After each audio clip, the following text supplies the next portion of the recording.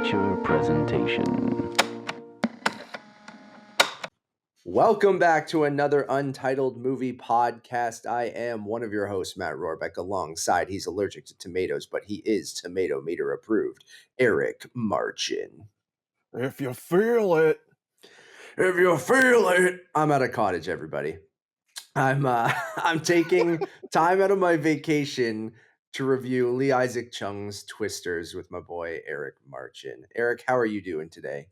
I'm good, Matt. Let me ask you a serious question now. One that is, I think, important, especially because you're in cottage country, a place where tornadoes are known to touch down. Yeah. Do you have a basement?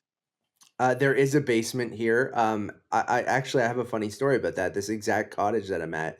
I think maybe 4 or 5 years ago when we were here, there was a tornado warning, and I had to like message my buddy whose cottage we're staying at and be like, "The fuck are we? What do we do?" He's like, "There's a hidden basement. It's like one of those like murder basements, like the big latch door from the floor from like Barbarian or some shit." And like,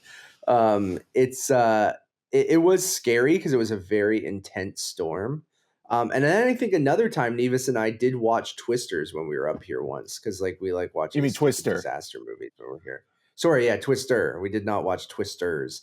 And the Midland Drive-In is closed now, which would have been a perfect place to watch this movie as well. But so yeah, it's I guess maybe a perfect setting to review this movie. I'm in this little. You can't see me because we're not recording video, but there's a tiny cabin, and then they built this tiny like bunk cabin. It's almost like not a shed because it sounds derogatory, but like it's perfect for this because my entire family was just enjoying breakfast and waking up, and I'm like, okay, I gotta go podcast. Bye, everybody. And they're like, we might go to the beach, and I'm like, well, I have to go talk to Eric about Twisters because we're already late on this. So, yeah, performed very well this weekend, $80 million over projections. We will be going into full spoilers on this. So if you haven't seen the movie yet, maybe pause it, or we'll give our brief initial kind of reactions, and then we'll go right into spoilers. But at this point, if you're listening to this, you might probably have already seen it because it's been out for this weekend, or maybe you're waiting to see what we think. So we appreciate it either way. Eric, I mean, you're not in cottage country. You're just in your typical. Do you have Twisters on 4K or Blu-ray behind you, or no? I do not have Twister on Blu-ray or 4K because this is my hot take. I don't think Twister is a very good movie. I do not like that film at all. I know you suck. I think I suck. You enter the suck zone, in my opinion. I'm a speed demon, if you will.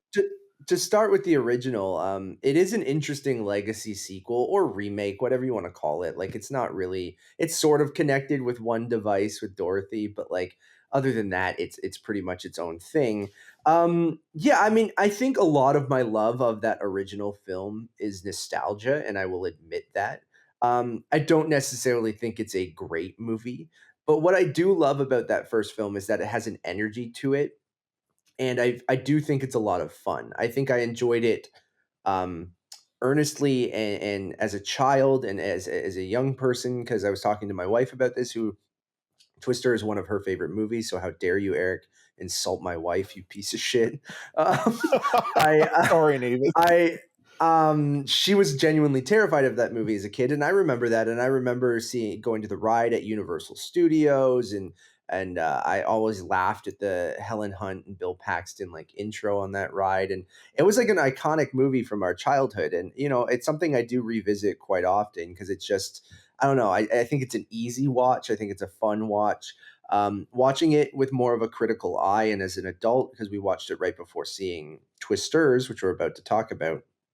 Yeah, I can say objectively, like, you know, again, it's all subjective. Like what you want to like, dislike what you want to like. But it's not a great movie, but I have fun watching it. Like, I think everyone in it is having fun, or like it's played so earnestly, but then like you're laughing at it, but then it's not like, part of it I think is like it's supposed to be funny and just over the top, and like the line deliveries are bad, the script is bad, Bill Paxton's horrible. I really like Philip Seymour Hoffman, which I know you disagree with, but like I don't know. I just have fun watching that movie, where we'll get into how we felt about this one, but like I really enjoyed my rewatch of Twister, and I do feel like it's one of those iconic movies from the 90s. But did you always dislike it, or is this more like even when you saw it when you were younger, you just didn't give a shit about it?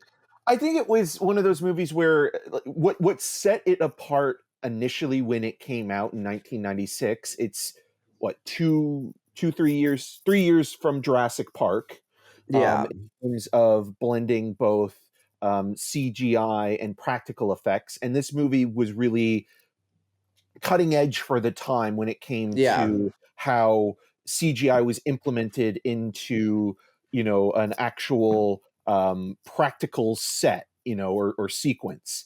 And that was kind of the big marketing ploy of the movie. Come see these state of the art special effects, because the Yeah. 90s were a period where special effects were in their infancy, but they were able to, thrill the audience in a way that kind of felt like a roller coaster ride, where you could buy into a flying cow or Helen Hunt's Yeah. dad being sucked up into a tornado in 1969, and And and you that got, mix of got into visual it. special effects, right? Yeah. Yeah, yeah. But then, like I think, like, for me, like when I was a kid, like I thought it was fine. I also Interesting. loved Bill Paxton as a kid, Yeah. because of Aliens. I liked Helen Hunt because of the Trancer movies. I liked Jan de Bont's last movie the most, and I still think it's his best film, which is Speed.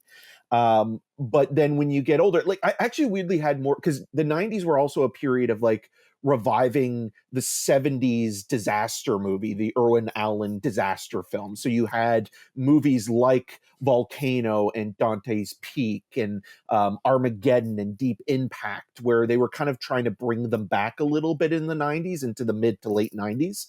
I had Volcano is a horrible movie, but I had more of an affinity with that film because I remember there's one sequence in that movie where John Carroll Lynch's character um, gets burnt alive saving somebody on a Yeah, yeah, train. yeah. And so, like, that moment had more of an impact than anything in um, Twister. Like, obviously, now looking at it, like, you see people like Phil Seymour Hoffman, who I love outside of Twister, but I think Dusty is fucking horrible. I think Todd Field is a great director, and he's in that crew. Alan Ruck, who is also in Speed and Succession recently, and Ferris Bueller's Day Off. There's a lot of talented people. I just don't think, like, it is a Spielberg production, but it just comes off as like a desperate rehash or a dollar store iteration of what Spielberg can do in his sleep. And it doesn't feel like there's much imagination or suspense. And especially the further we get away from it, it's a milestone in a technological breakthrough. But I think, Sure. its time has come and gone. And then you also look at it from the perspective now, and I don't think anybody can defend this, even you. It treats Jamie Gertz's character Oh, horribly, like totally. Yeah, yeah. absolutely disgusting. It's horrible how they treat her. So with me, I never Yeah, had I that get it, but it's a affinity. very movie thing, and that's the stuff that I kind of laughed at. Like, I'm not laughing that they're being shitty to her, because, of course, that's not acceptable. But I just think the writing of Well, the very that's the problem, cliche. though. Yeah, I That's agree. the But then, to problem. me, that's part of the charm of the movie, is that it's But written it's in that way, and so it's like, misogynistic, and like the way it's like, oh, look at this woman and how she's afraid of tornadoes. Like, what a joke. And I you're don't just know. like, I think no, that's movie, going that's too. I gross. think that's That's too. I don't gross. know. I just don't. I don't. I don't know. I think that's going almost too hard on the movie for that. But Like, do you I know don't where I'm know. coming from in the sense of I like do, how the of character's course. written, and like she's actually a nice person, like to the I point where think like it's she's absurd going what they with do Bill to her, where they're Paxton's like, "Hey, character. I'm gonna go with my ex-wife, and you go drive this truck and follow us into a tornado." It's absurd to me, and Yeah. that's kind of why I like it, because it's like there's so much of that the writing is really bad. And I'm not defending that it's a good movie, but I'm defending why I enjoyed it. And like I like the mix of I love the fake ass John Williams score, the whimsical score, Oh, awful. mixed with some of the more intense moments. Like I love the juxtaposition, and like you mentioned within Volcano of the guy getting melted or whatever, and like in this the guy getting impaled, and like the Oh, Zach mix of like Grenier, who's a yeah David yeah Fincher actor. yeah Again, couldn't have been a nicer guy, and yeah, he is it's just shit like that. So, destroyed. And anyways, even welcome to even our Carrie review L. of Twister, the first Well, one. even Carrie Elwes's character, he's not that evil of a character to No, hate no, that no. much. Like to the point where like his thing is he wants money and fame and he's not in it for the quote unquote science of it all. But that doesn't necessarily make him an awful character. Like I think they needed like a scene or two to like do something really horrible with his character where like you Yeah, don't like him. Where when you look at it now, you're just like, oh, he's just a guy that's running a business and competing against somebody yeah. else. Where this is going to be interesting talking about Twisters and where Well, Mark let's L. get into it. Smith's Yeah. screenplay kind of parallels certain aspects from the original movie and has these reflections, but tries to twist them a little bit here and there. And I think sometimes that works, but then other times it mostly doesn't. Yeah. So like let's get into it. You kick it off. What did you think of Lee Isaac Chung's Twisters? I was disappointed. I think it's one of those movies where like it's exciting to hear that the director of Minari comes in to pitch this version of a legacy sequel to Spielberg, and Spielberg's like, yeah, let's do this, and it's shot in Arkansas and it takes place in Arkansas, but obviously Glen Powell's his gang of YouTuber or sort of cowboys are from Arkansas, where uh, Lee Isaac Chung grew up in. So there was that where I was thinking like, oh, and it's shot on film, and there's going to be something in there that's maybe more character based than just simply spectacle or CGI. And then also you think, okay, well, because the first movie is sold on the CGI, well, the CGI in this is probably going to be amazing, or it's going to be on par with anything that we've seen in any other disaster movie. And what it is it's pretty middle of the road when it comes to how the actual set pieces are deployed, and after a while you become numb to it because it kind of feels all the same, with the exception maybe of one sequence involving a drained pool. But when you're watching this thing, you're thinking to yourself, okay, like it's not campy or fun enough in the sense that you're talking about with the original Twister, where that Yeah. maybe has a little bit more personality because it is goofier.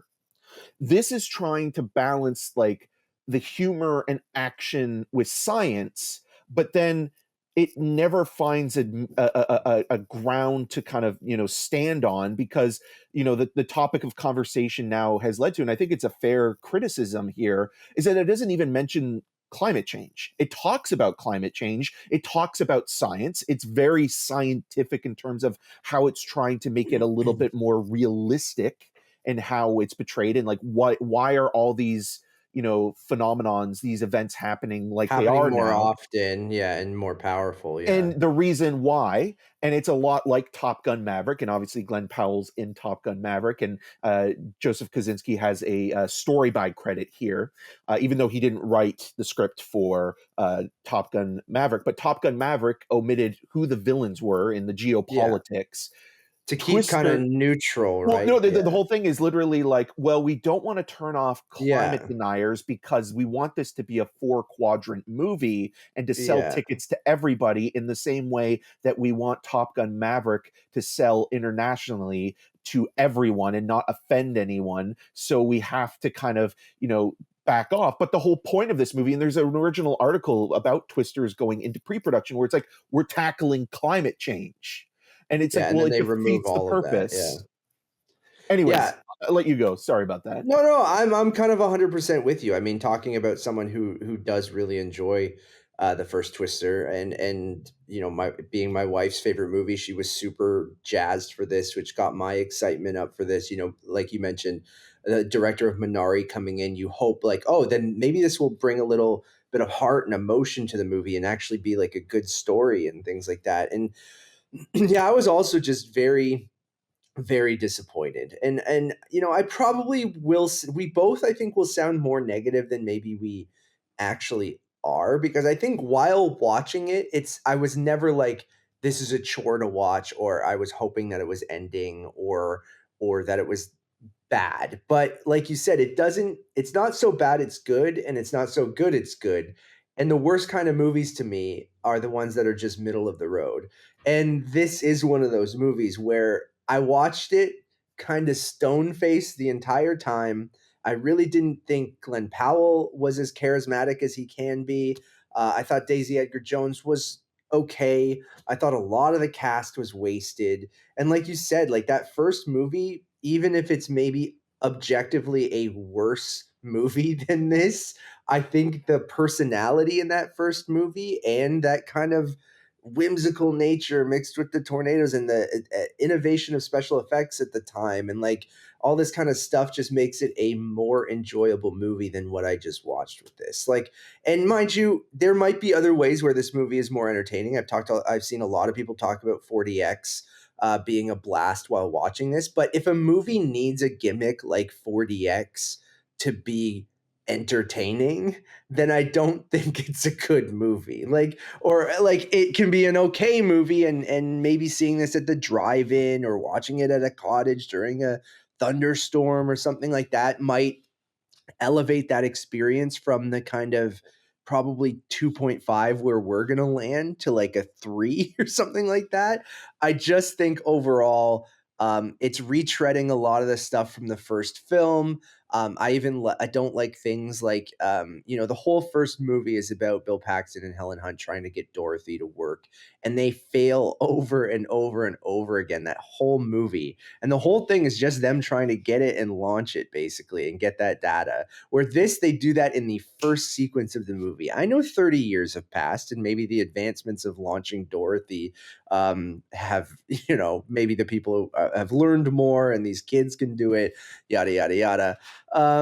But that even to me just felt like, oh, okay. And then I really don't like the last act. I think the whole like, we have like, for a movie that wants to be scientific about tornadoes and eliminates, like you mentioned, climate change and things like that, I don't want the climax of the movie to be like a superhero moment. Like, I don't want it to be like, I need to save these people who are in immediate danger. Like, I want the thing to be more of like again, a scientific overall, we've sort of solved tornadoes in general, rather than having to be very movie and have to save people in a cinema and blah blah blah blah blah. Like, Or it make it a just different felt, script at that point, yeah, right? Because yeah, it feels almost at times like Daisy Edgar Jones's character Kate, which you'll never forget because it's either said or shouted 100 million times in the fucking movie, is that the character almost has this vendetta against tornadoes or weather in a way that's almost like, sure, okay, wait, is the weather like sentient in this? Is it like,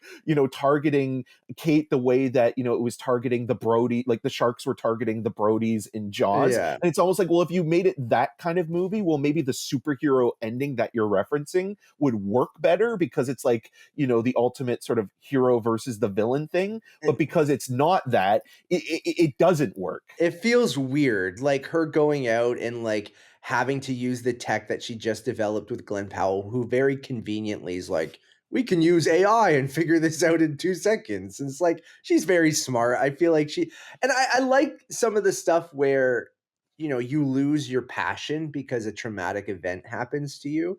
Like, I do kind of like that and what they're playing with there, but I just don't feel like it's developed enough to be like, again, earned at the end with any of this shit. Like, I I just really didn't like her having to drive out and like defeats the tornado. It felt very silly to me, like in a bad way and not a fun way. Like, it just felt like kind of an eye rolling kind of like, that's what and that feels like a very studio note kind of thing. Like there needs to be this big climax where she saves people. Like, I like the idea of them going to save the townspeople, like, or help them after a tornado because there's nothing you can do. And I like the idea of even going, we've sort of figured out how we might be able to, you know, make tornadoes smaller or give more notice, like in the first movie and stuff like that. But to like defeat the tornadoes felt so absurd at the end, and not in a fun way. It felt like a very like, oh, this is clearly a movie, and this is and not, I don't know. I just felt like it was derivative too, like with these action sequences where um the first movie has that kind of, again, looking back on it 30 years later, like a quaint kind of like, oh, this is, yeah, a couple years removed from Jurassic Park. So visual effects and special effects and that meld between them was kind of the big selling point, and there was some cool sequences because of that. But we've seen every fucking special effect and visual effect in the book by now, right? So to be innovative with tornadoes is hard to do. Yeah, you kind of have a fire tornado at one moment that kind of just peters out and doesn't really like, it's not really anything. You have the double twisters, but even the first film had two twisters. I remember rewatching it going, oh, okay, there was that in the first film as well. And so I don't know, it just felt kind of stale and just felt kind of fell flat. And it's, again, I could see people going, "Oh, that was enjoyable," or "That was okay," but I can't. I just, anything more than that, and I'm a little bit confused. And it's taken my Glen Powell love down a couple notches because I also didn't love Hitman, um, and I I hope we don't get to a point where it's like oversaturated, but with Glen Powell. But oh, and then the rest of the cast I want to shout out too, in a way that they're fucking wasted, or it feels like they're wasted. And you have great people like Katie O'Brien and sorry, Eric, tell me the woman's name from How to Build a Pipe or How to Blow Up a Pipeline. I forget her Sasha name. Lane. Sasha Lane, and who are in this, who are kind of just there, who are both great. And like, but I just feel like that ensemble of his team, they're just kind of around. And it seems like, Lee Isaac Chung got great actors for those roles, but they're just kind of there. I know you want to shit on him as well, but Superman is terrible. He's really bad. Oh, and then what's his Anthony Anthony Ramos. Ramos, awful, just awful. After this and Transformers, I'm like, bro, I think we need to like maybe just pump the brakes for a sec. And I don't know. He was really bad in this as well. So a mixed bag overall. Yeah, there's a couple good sequences. Eric mentioned the pool sequence is really solid. I like the opening of the film. So I think it starts kind of strong because I do like that opening, and the surprising nature of some of it, no pun intended. But yeah, there's a couple good moments, and nothing is like stands out as going like, ugh, this is bad, except for like Superman and Ramos. But yeah, I don't know. I'll shut up now. But like it's just kind of disappointing overall. Okay, I quickly want to go on a little bit of like a breakdown here of a Please. couple things that work and don't work. Because what I do appreciate about the film as a legacy sequel, or sort of reflecting the '96 version, is that they don't bring in actors from the original film to kind of reference or cameo in a way that's kind of gimmicky, or like, oh hey, we got Yeah, Helen Hunt we or have to go Todd talk Field. to her. Yeah.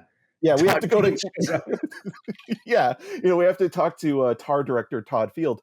So I appreciated that, where it's not like simply, okay, well, we're just piling on the nostalgia, to reference those characters and bring them back in any way. Although It's it really does make only me, Dorothy, right? Like that's yeah, it. and that's also an interesting conversation to have, because you think like when they launched Dorothy at the end of the first movie, you think there might be more references to the advancements that Dorothy has created in this film that never really does, other than they mention in the opening sequence that it's been field tested before. And so with that, like even the continuation of the Wizard of Oz references to the new technology being like each outpost that they have to set up being the Tin Man and the Scarecrow and the Lion, it kind of feels like it's overkill in terms of having to reference those characters in sort of the illusion of the Lion King, in almost like the same way that when Die Hard comes out and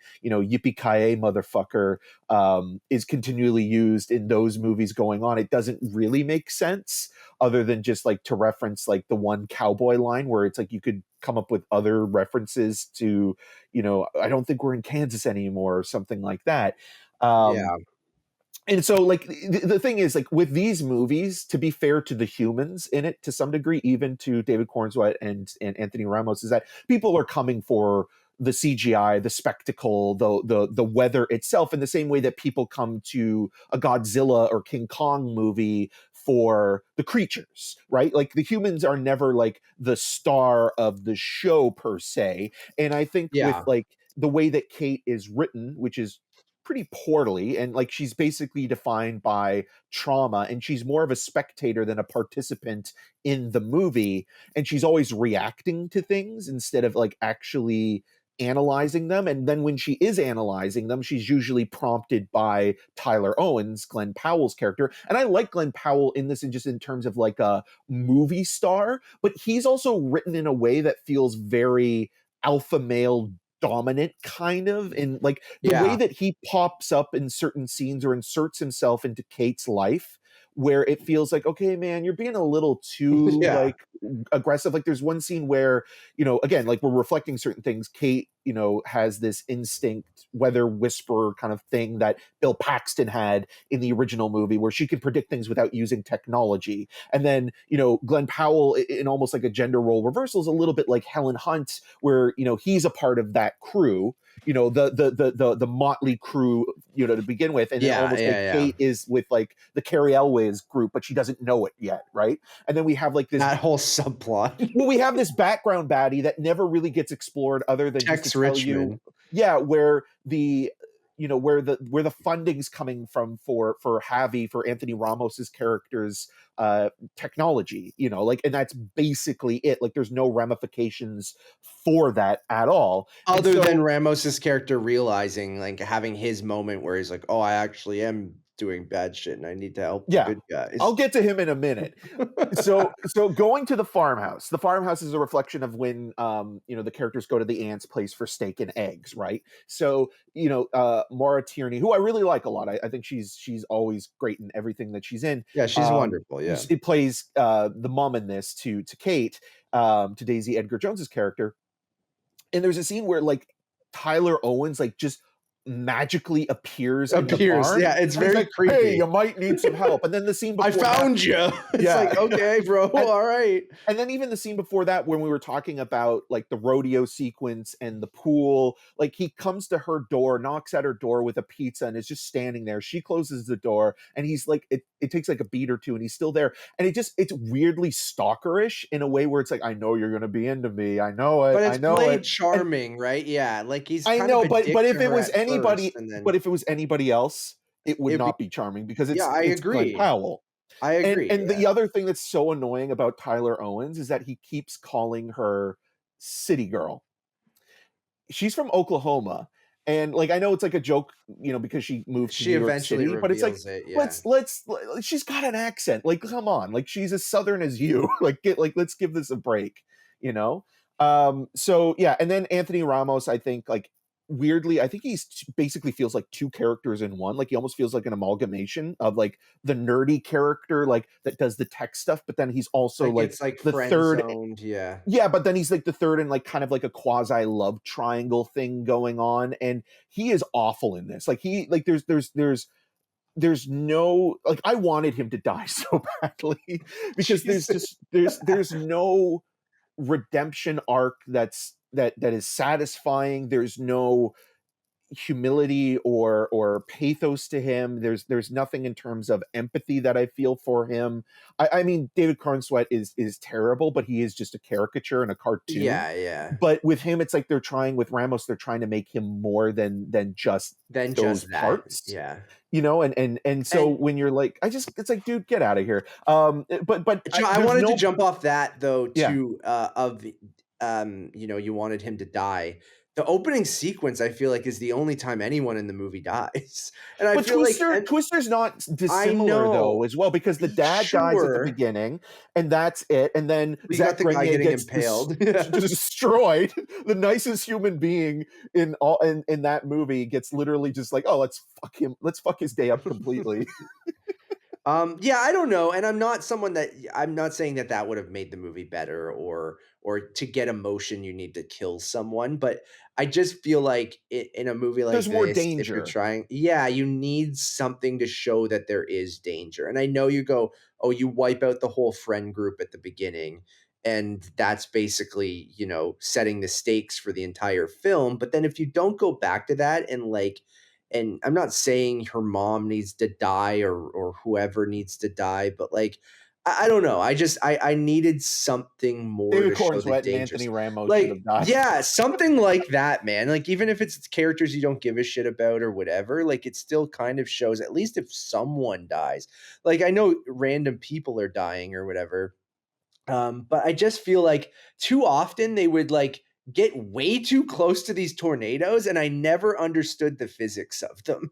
For a movie that wants to be scientific, I'm like, how can okay, you're running on the ground there or you're driving. Okay, I kind of get that Glen Powell's truck is like super heavy and like heavy duty and trying to be like a tornado truck. So it's like, reinforced and shit like that. But there are other times where I'm like, okay, this person's running, but then a bus is getting flown across, but then they're able to like kind of keep moving. And it's just, I know it's a movie, and sometimes it's, we talked about this in A Quiet Place, like shut off your brain, don't really like overanalyze it, just try to enjoy it in the moment. But Suspension if of you disbelief. yeah, which is in any movie you need a little bit of that. But when a movie is clearly supposed to be set in the real world and like you said, trying to at least be semi-scientific, even if it's movie scientific where people are just saying words and things like that aren't real science, but movie science.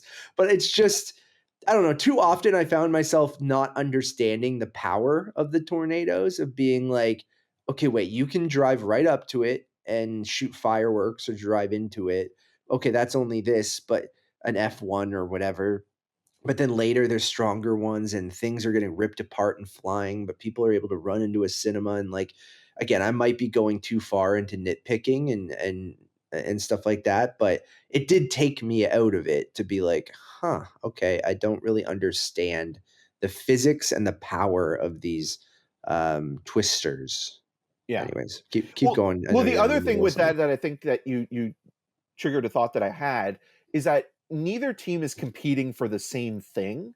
And so like that also I think is a problem because it's not like one person is trying to get like a Yeah. breakthrough first. Like one is basically like Jackass on YouTube. They're called, you have this British reporter talking about like, oh, they're hillbillies with a YouTube account, and that character is kind of like the Jamie Gertz character in the first one where Yeah.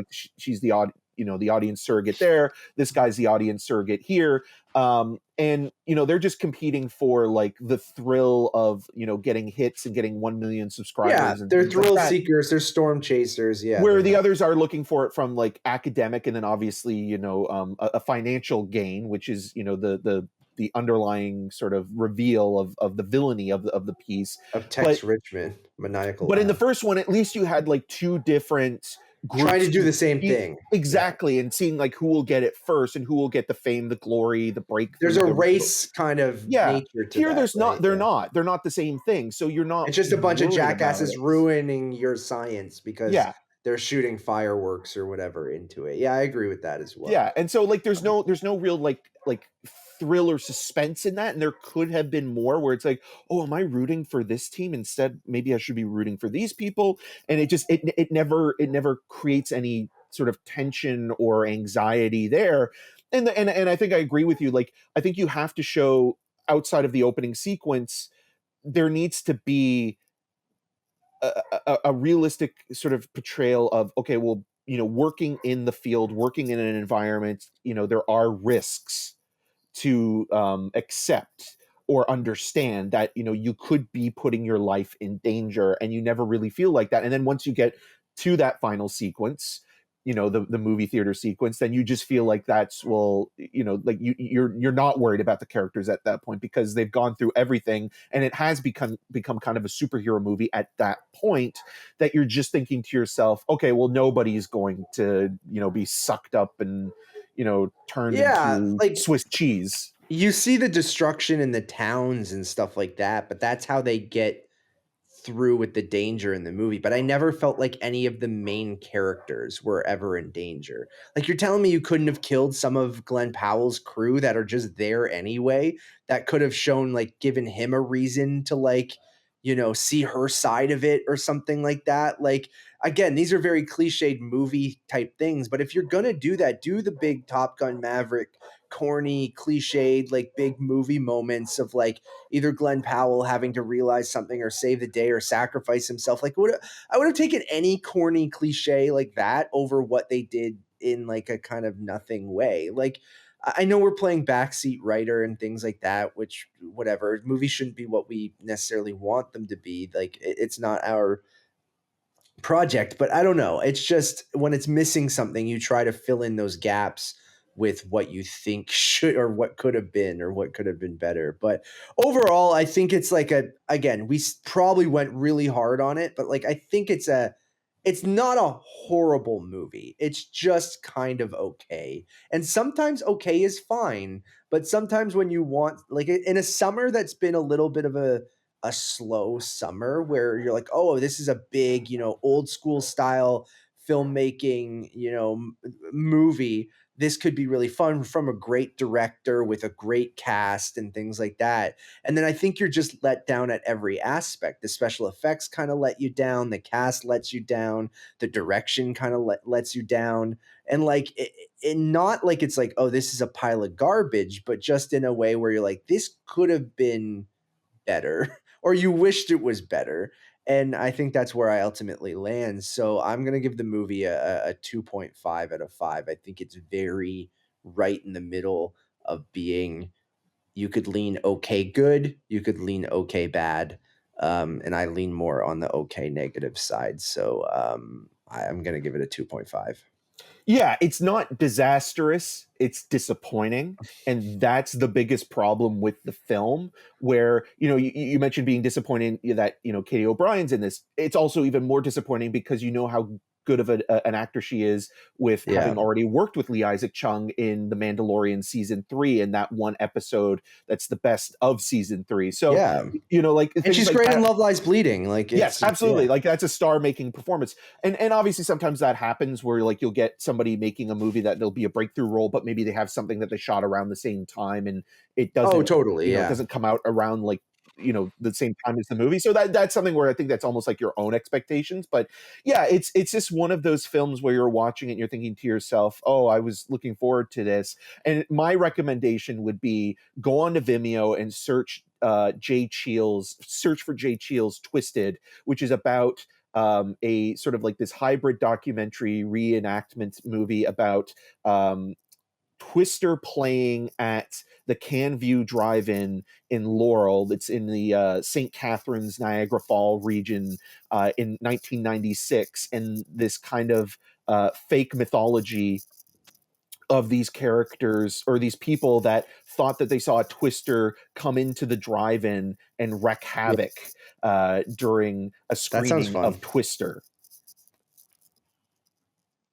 Yeah, so I'm giving it a 2.5 as well. So it's not a very good movie. It's not awful. It could have been worse or it could have been blander, but it does feel like, with all the people involved, with all the technology at their disposal, and I think, like, maybe it just really does come down to that script where, like, if Lee Isaac Chung, I'm sure he maybe did some, script doctoring, or they changed things when they were, shooting on location.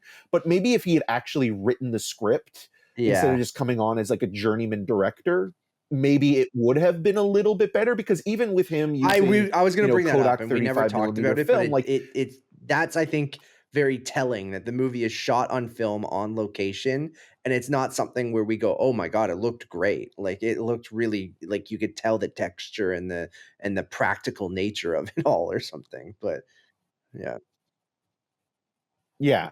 And even the death of the characters, like, one of them being her partner at the beginning, it feels like, okay, like, there's a moment where, this is going to play a crucial role in how, she looks at the world, but then it is soon forgotten afterwards. And as soon as we are introduced to Tyler Owens in that way, where it's like, okay, well, this is going to be the new quote unquote boyfriend. And, there is some conversations now about the kiss being cut from the theatrical Yeah, that edition, they because shot it. there's footage online now that there was there, but Yeah, it 'cause isn't. if And you that also is a weird choice, I think, as well, because the way I that know, it's like, ends is they're just like hey, they're like, hey. "Oh," someone in an interview, I think it was Daisy Edgar-Jones, being like, "Oh, we didn't wanna do, like, the full cliche, like, kiss at the blah." They're like, "You had a dude who chases her into the airport before her flight," which is, like, with Paul Scheer doing a goofy ass, like, "You can't park your thing," and, I mean, if he Oh drilled into the God. ground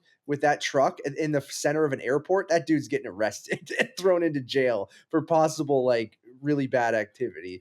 So anyways, yeah, just have the kiss in there. And that's what I mean by some of the other stuff is like you just go full like like machismo or fun 90s corny filmmaking, and I just feel like they almost wanted to take it too seriously, which I think kind of hurts it in the end. But um It really does. Like, you're watching that scene. Like, somebody actually brought this up, and I do have to give her a lot of credit for this. Molly Raspberry mentioned that maybe, like, looking at it, part of the reason why, and I'm trying to find the tweet now, why the kiss isn't there, is that she's sure. still getting over the loss of her boyfriend, and so like that I believe, like, that I think is a genuine character moment, but it almost feels like it doesn't fit in that final act of the film that's already so cartoonish and superhero-esque, that it's like, okay, well, at this point, why not play for the big kind of melodrama aspect of it, or because, like, you've basically, like, even with the Paul Scheer character, who I completely forgot But about, then like, it it's doesn't just fit in the so rest of the goofy at movie, that point right? that it's Yeah, like it's you might weird. as well just embrace those All right, tropes. everybody. No. Thank you for listening. We really do appreciate it. It's we're right in the middle of summer movie season, so I know I'm at a little bit of a vacation at a cottage right now, so I am missing the press screening of Deadpool and Wolverine, which I'm kind of bummed about. But I will see it on Thursday night, and Eric and I will have a review out as soon as possible. And on top of that, we're in the middle of TIFF season too, baby. So we had the announcements of all the special presentations and galas today, and then the rest of this week we'll be getting the rest of the program for the most part. So each day we'll have a new program dropping of all the films.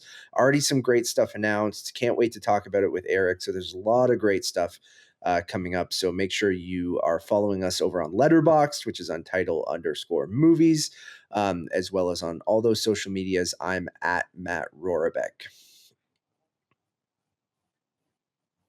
And I'm Eric Marchand, and you can follow me on at EM6211 and on the social medias. And also, there's a really Oh yeah, that was wonderful great, man. audio-only interview with Viggo Mortensen for The Dead Don't Hurt.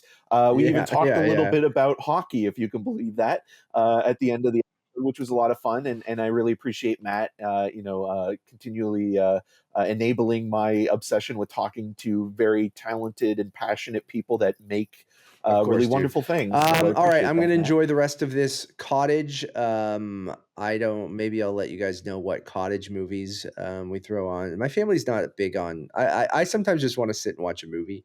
But a lot of times we're playing games. But we have been playing, which we should play on this podcast, which I've seen some people do. Where you, I love doing like little drafts to see who gets like the best group of things. We were playing Mount Rushmore last night, which is a podcast game I've seen around, where you have to like draft the best Mount Rushmore from a certain topic. So we were doing the Mount Rushmore of fruits and the Mount Rushmore of Disney rides and stuff like that. So yeah, and I'm going to Disney soon, and we're going to be doing I have a whole plan for kind of a month's worth of theme park content over here on the show as well. I want to do an episode on Disney. I want to do an episode on Universal, which is way overdue, and then maybe a preview episode of what's coming to those parks for film fans and movie fans, because it's a huge time right now with epic universe being built and is opening next year. So I think we might even have some guests for some of those episodes. I think my wonderful wife and my wonderful sister have agreed to come on after our Disney trip, and we're going to talk about that. So that should be fun, and we'll give Eric a little break from all of this, or he can join and just ask us questions. It's up to him. But yeah, the Sopranos about bar. Aruba. Still got to talk about that. So. Oh, that was the other thing I laughed at throughout Twisters, was that anytime they would call. Okay. All right, everybody. Until next time. Funny. If you feel it, ready to enter the suck zone. Jason!